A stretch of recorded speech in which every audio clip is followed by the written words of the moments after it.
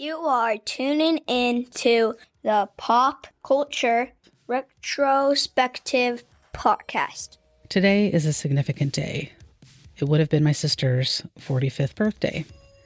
As I do every year on her birthday, I aim, at least, to record or release an episode to honor her memory because she is the reason why I created the show.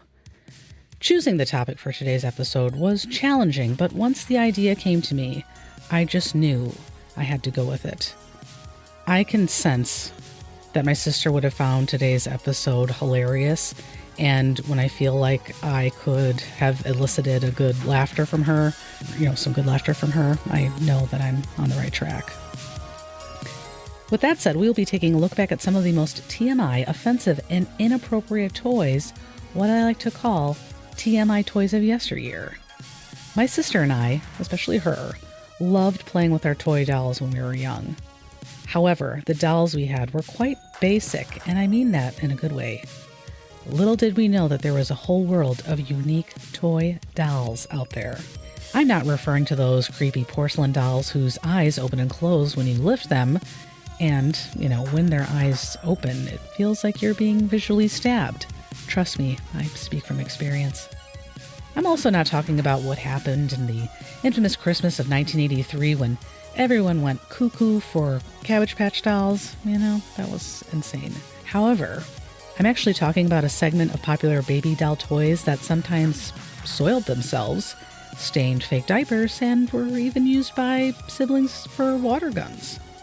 And I'm not sure if this episode will make me feel, just really proud of my unique approach to certain topics, or if I will regret discussing dolls that simulate bodily functions for young children. Only time will tell. And I also can't tell if this topic is going to make me laugh really hard, so I'll have to do a bunch of takes, or maybe if I'll just cry through the whole thing because it's my sister's birthday. Hard to say. I guess we'll find out soon.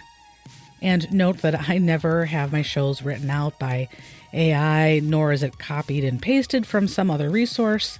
This bizarre crap and how I sort of formulate it in my brain and that I find hilarious is all my own thoughts.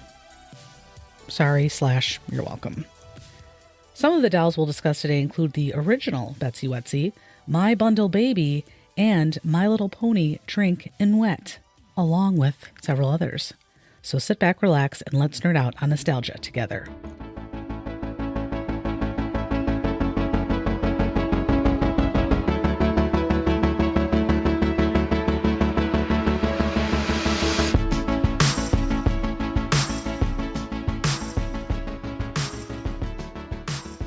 This show is dedicated to the memory of my big sister Rebecca, a fan of all things pop culture, particularly of the people, places, and things that defined the 80s, 90s, and early 2000s. Welcome aboard this pop culture time machine. I'm Amy Lewis. This is episode number 115, TMI Toys of Yesteryear. What follows is a list of different dolls and some toys that were available primarily in the 1980s and 1990s, but there will be at least one that will step a bit outside of this time frame. And these are in no particular order, and each one varies a bit in what it can and cannot do. Let's just say, if you catch my drift.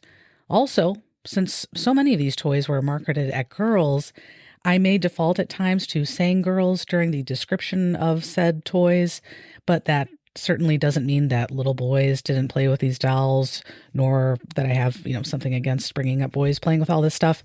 I'm just kind of going off of what was marketed toward me and my sister as kids, what was maybe marketed towards my cousins, who some of them are boys. So yeah, so I'm just going with the majority of, who these toys were basically marketed for. So let's get started, shall we? And just a heads up about today's episode. I know a lot of people probably listen to a lot of these episodes with their kids, and certainly I think a vast majority of my shows are certainly family friendly, but as you may have guessed, there's a lot of potty humor and kind of silly jokes and stuff like that, so certainly nothing too crazy, but just something to keep in mind. Back to the show.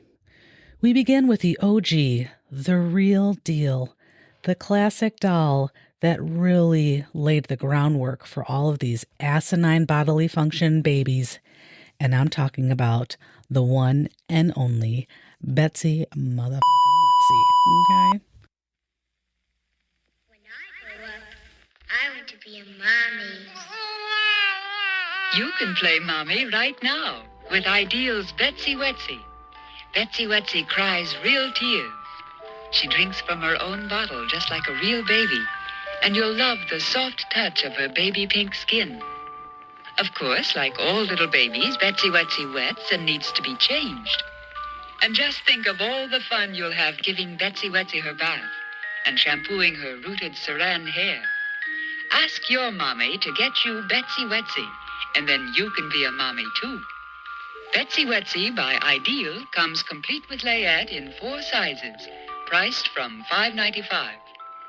You'll find Betsy Wetsey and lots of other wonderful Ideal toys at your favorite toy department now. It's a wonderful... On Mattel's website, it currently says this about the doll. Quote, everyone's favorite doll. She drinks, sleeps, cries real tears, and wets. End quote. Betsy Wetsey first debuted in 1935 by a company called Ideal Toys. Ideal Toys was founded by Morris and Rose Mitchum in 1903. Betsy Wetsey was apparently named after one of the company's top executives' daughters.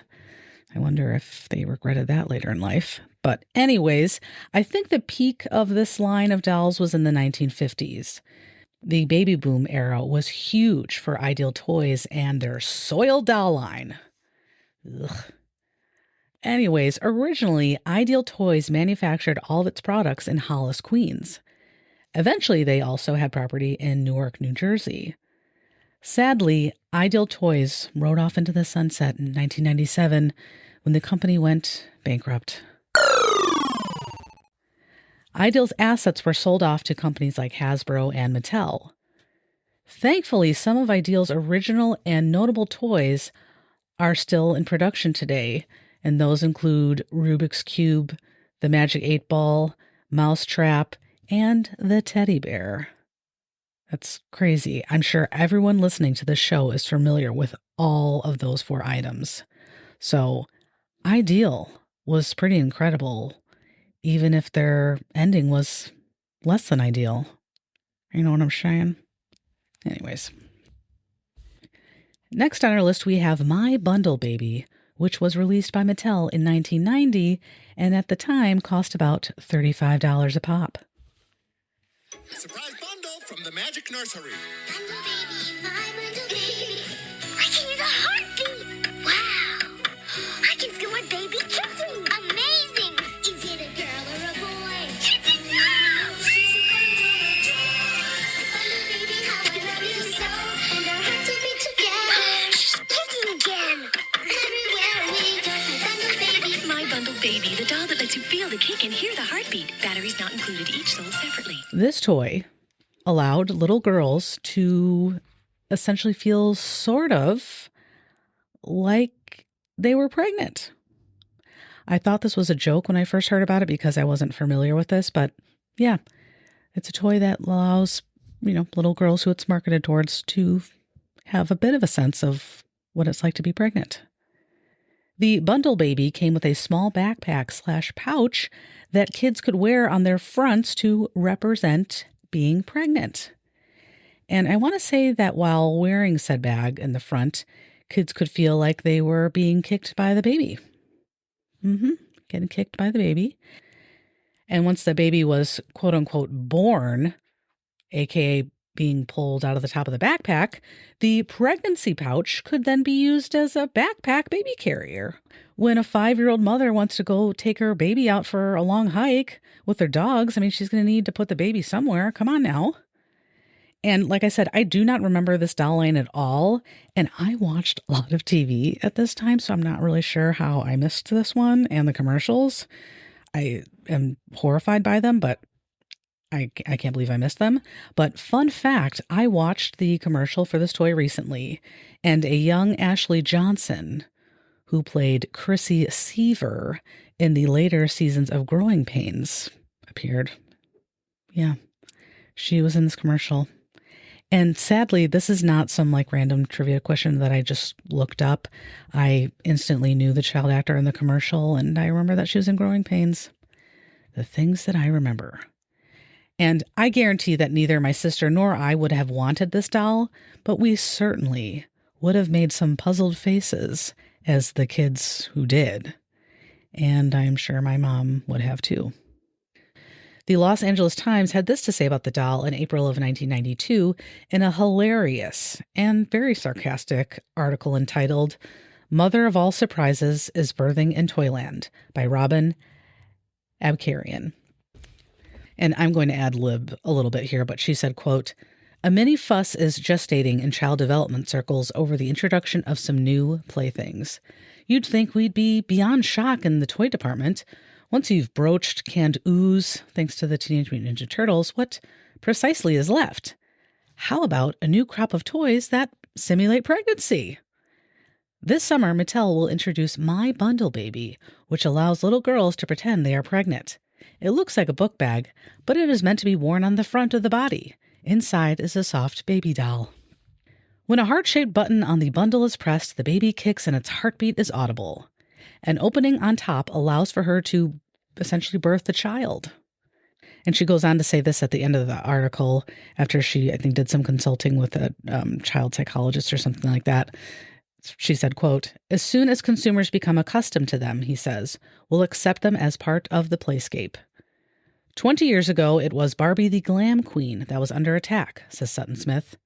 "People were saying, why can't children be satisfied with baby dolls? Now you have this strange historical reversal where the Barbie is regarded as okay, and why do we have to have this baby stuff?" That's easy to answer. Because it sells. Our next TMI toy is Magic Potty Baby, which was released by Tyco in 1992. Magic potty baby, your bottle's all done. Your potty training time will be so much fun. I help you with your training dance, you make me so proud. Your potty feels like magic, then it flushes out loud. It's fun to help Magic Potty Baby learn to use her potty.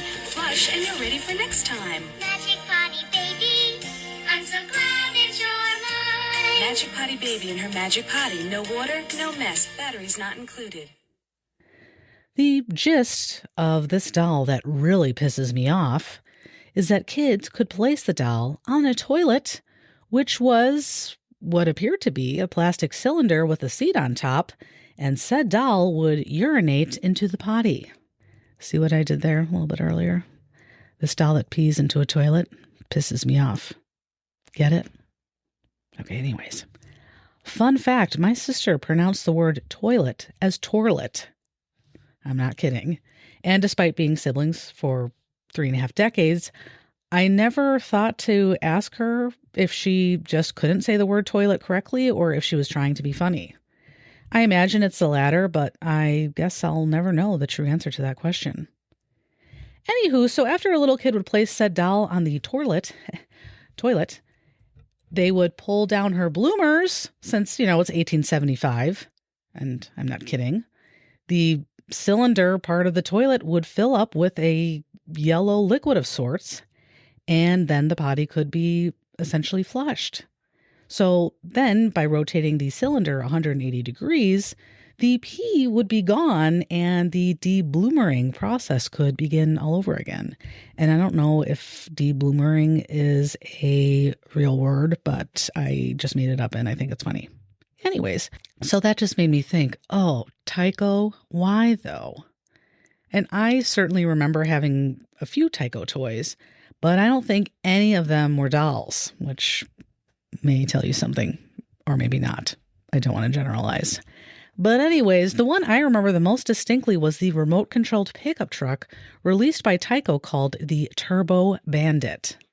9.6-speed Turbo Bandits. Radio-controlled pickups with a bad attitude. And rechargeable 9.6-speed turbo.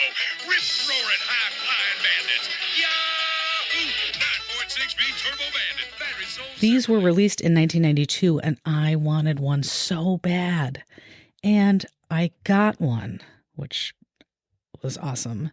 I had a very serious case of the flu right around that Christmas, but I still was showing, very visible excitement and gratitude over receiving this RC car because I wanted it so bad. I haven't thought about this toy in decades, and watching the old commercial just started my waves of nostalgia big time. Tyco Toys dates back to the 1920s, to 1926 to be exact, when it was founded by John N. Tyler. Originally, the company was named Mantua Metal Products. It was named after the town of the same name where Tyler's small business was located, in his garage, to be exact. Initially, his focus was on building model railroad sets and accessories. Eventually, the company's name changed to the one we have come to know in the 1960s. At that time, they also expanded their offerings, including toys like race cars. At one time, Tyco held the top spot. Thus, they had the largest market share for RC cars. And perhaps that was in, the late 1980s and early 1990s when I was getting my Turbo Bandit. You know what I'm saying? In 1996, Tyco merged with Mattel, and many popular toy lines have lived on with Mattel. Next on the list, we have Hasbro's juggernaut, My Little Pony, by way of the Drink in Wet series. We're my little pony girls with the cutest ponies yet. They're baby drinking wet ponies. First they drink, then they wet. Uh-oh, the hearts mean baby is wet. Baby drinking wet ponies come with a bottle, changing table, and diapers that show you when baby needs changing. We're my little pony girls. We're my little pony girls. Baby drinking wet ponies, each sold separately with everything shown here. As you may have guessed, Drink in Wet were just like the traditional My Little Pony horses, but they could wet their diaper. Yeah, you heard me right. Drink in Wet were toy ponies who wet themselves after they drank. Essentially, each horse had a very small hose running from its mouth to its rear end where water comes out, or not. Anyways, after drinking water from a mini horse-sized baby bottle, the horses would essentially urinate, which was visible through their attached mini horse-sized diapers. Or shall I say pony-sized diapers? And just like the packaging said, when hearts appear, it's time to change her nappy. Which, maybe that was the British version of the doll, but you know what I mean. Nappy, I'm pretty sure means diaper. I can decipher that much. So a drink in wet, and that's drink N wet, drink N apostrophe wet. Pony came with 2 diapers. Thank God, because, probably going through those things like crazy. I'll give you a chance to wash the other one. A ribbon, a changing table, a bottle to fill with water for the animal to piss like a racehorse, and a duck comb complete with the duck on top and the bristles in the nether regions of said duck. The box also said, in case you were wondering or you were concerned this wasn't legitimate, thank God the box said she really drinks and wets. Phew, thought I got my daughter the wrong one. She wants the one that pisses itself. Anyways, these piddle ponies had names such as Cuddles, Flicker, Baby Rainfeather, what? And finally, Shookums. Yeah, Shookums from Joyzy. What a random collection of names, because I certainly don't want to cuddle with a horse that just wet itself. Okay? I don't want to do that. Anyways, I'm 42. Stop it. Okay. A bit of history about Hasbro, who created these pissing ponies. Oh, God. A bit about Hasbro, who created the pissing ponies. The company dates back to 1923 and was created by Polish immigrant brothers who named it Hassenfeld Brothers. Hillel, Henry, and Herman first sold textile scraps, but eventually they transitioned to having their business sell school supplies. In the 1930s, they started to focus on toys, eventually producing major hits like G.I. Joe and Mr. Potato Head. Eventually, they adopted Hasbro as the company's name. Soon, Hasbro was a titan in the toy industry with acquisitions like Milton Bradley and Parker Brothers. The former CEO of Hasbro actually passed away recently. I believe it was earlier this summer, which was just such a unique coincidence. His name was Alan Hassenfeld, and his grandfather was Henry, who I mentioned just a moment ago. And I know that the company has hit some hard times financially recently, but as far as I know, Hasbro is still kicking, still alive and kicking. Fingers crossed. The final toy on our list is the one I think I am the most familiar with because I must have seen the commercial thousands of times. And I feel like I must have repressed their commercial jingle for 30 years. But the second I heard it for the first time in ages, it was stuck in my head like it was 1992 all over again, and not in a good way. And surprise, surprise, next on our list is Puppy Surprise. Puppy Surprise is having puppies. How many? That's the surprise. Surprise, surprise. Puppy Surprise. How many puppies are there inside? How many? Puppy Surprise, surprise, surprise. 3 puppies. 2 girls and a boy. They're so sweet. Surprise, surprise. Puppy Surprise. How many puppies are there inside? There could be 3 or 4 or 5. 5. I can't believe my eyes. And they're all different. Each one is different, like puppies should be. But they all look like their mommy. That's easy to see. Surprise, surprise. Puppy Surprise. How many puppies are there inside? 4 puppies. There could be 3 or 4 or 5. We have 3. 2 are sleepy heads and 1 has spots all over. Surprise, surprise, it's Puppy Surprise. Puppy Surprise, you're my best surprise. Puppy Surprise comes with 3, 4, or 5 baby puppies. 1 in 5. Puppy Surprise was produced by Hasbro from 1991 to 1993. The toy included a stuffy mommy dog who was about a foot long, and there were also a few babies included. They were like 4 inches long.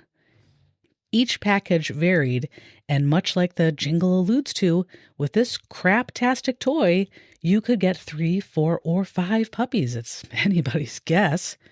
The mommy puppy could be in a lying down or sitting up position, and she may have been colored pink, beige, or white. So how this works, if you're not familiar, you don't remember this toy, or maybe you have chosen to repress it like I have. So basically, little girls would, get their Puppy Surprise box, take out the mommy pup, maybe, comb her hair for a few minutes and sing her a song, and then the kid could shove their hand up the lower regions of the mommy dog and pull out any number of newborn puppies. The puppies couldn't just come along with the mommy dog, and be on the side, zip tied to the box for safe travels.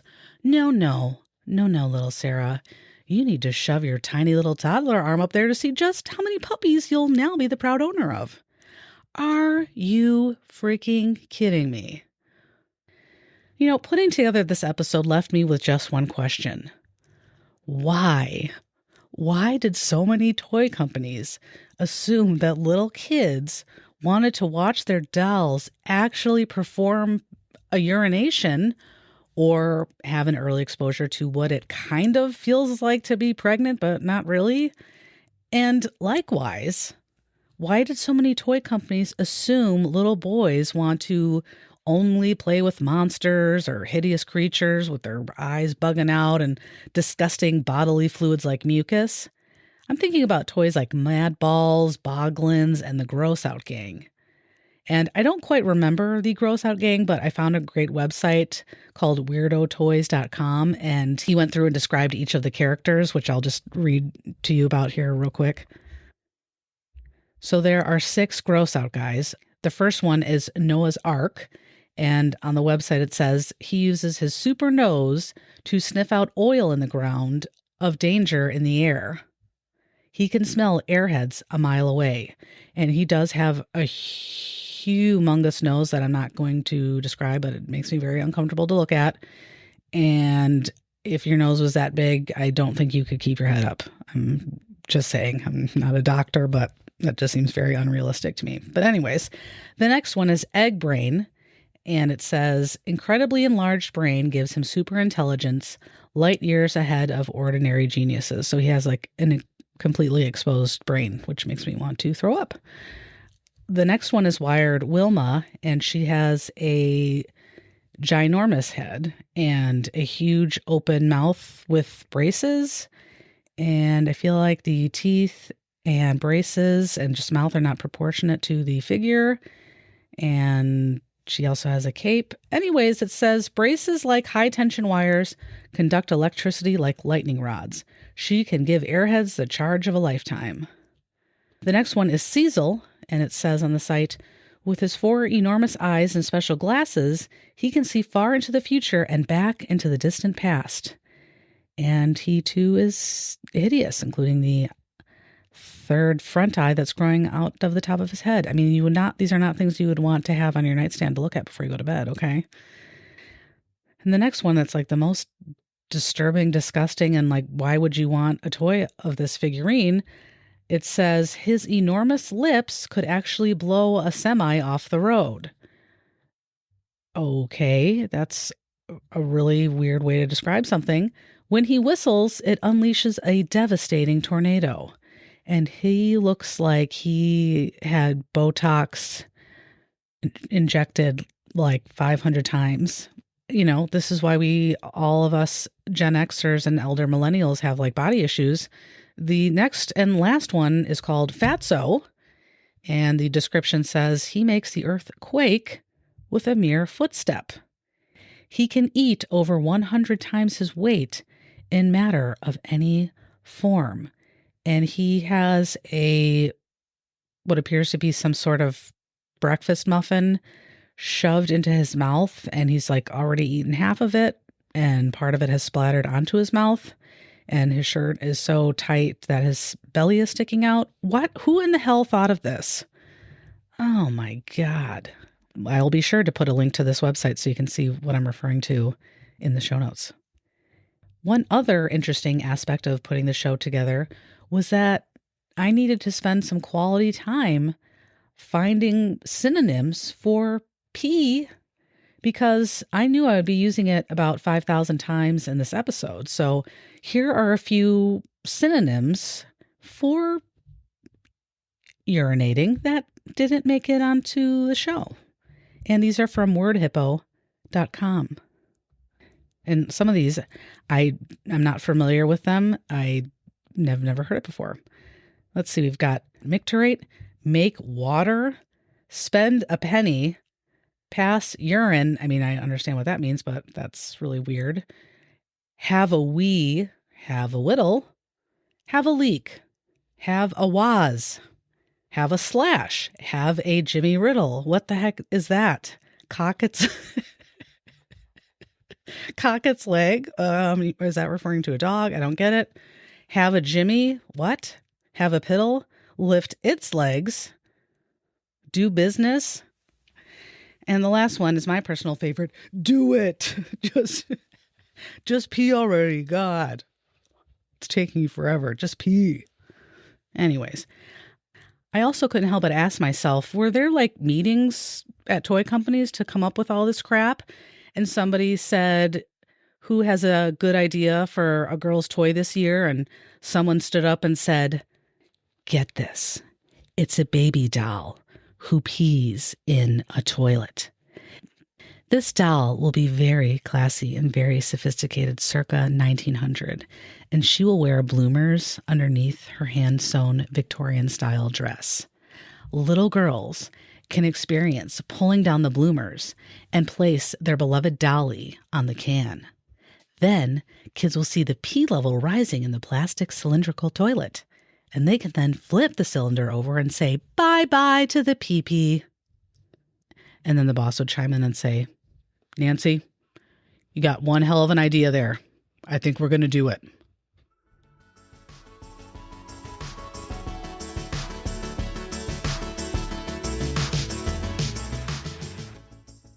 I hope you enjoyed this look back at some of the most TMI toys of the 80s and 90s with an honorable mention from the 1950s. While I never wanted any of these TMI toys for various reasons, I just find this whole niche of toys hysterical and fascinating, and I hope you were able to get through some of the potty humor and, maybe you learned something new, like do it is a synonym for peeing. That's really important. It's really important for you to know, okay?